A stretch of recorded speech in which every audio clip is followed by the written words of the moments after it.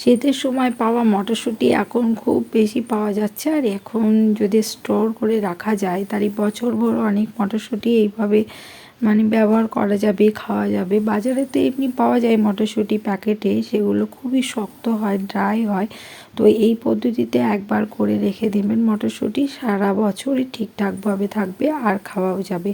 তো আমি এখানে কিছু মটরশুঁটি ছাড়িয়ে নিয়েছি। এখানে আছে 5 কেজি মতো মটরশুঁটি, যেগুলো ছাড়িয়ে একটা জলের মধ্যে দিয়ে আমি একটু ফুটিয়ে নেব। একটু লবণ দিয়ে দিলাম ওতে। তো খুব ফোটাবো না, যেন একদম গলে যায় এরকম না, 50%-এরও কম একটু গলে যাবে এরকম অবস্থা। আমি এগুলো সেঁকে নেব একটা ফুটো ঝুড়িতে। তো ড্রাই যখন হয়ে যাবে, বাষ্প বেরিয়ে গিয়ে ঘাটা যখন একদম একটু কুচকে কুচকে আসবে, তখন আমি এটাকে একটা সুতির কাপড়ের উপরে এরকম নেড়ে রেখে দেবো কিছুক্ষণ। যখন জলটা পুরো কাপড়টা টেনে নেবে, পুরো শুকিয়ে আসবে, তখন এটাকে আমি একটা বয়েমের মধ্যে স্টোর করে রাখবো। একটা কাচের বয়েম নিয়ে নিয়েছি এখানে আমি।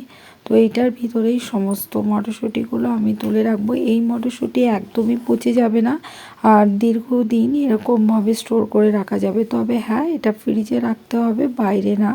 তো আমি এইভাবে কাচের বয়েমে ভরে নিয়েছি, ঠিক এই এক বয়েম মতো হয়েছে। তো এটা আমি ফ্রিজে রেখে দেবো। নতুন একটা ভিডিও নিয়ে আবার দেখা হবে।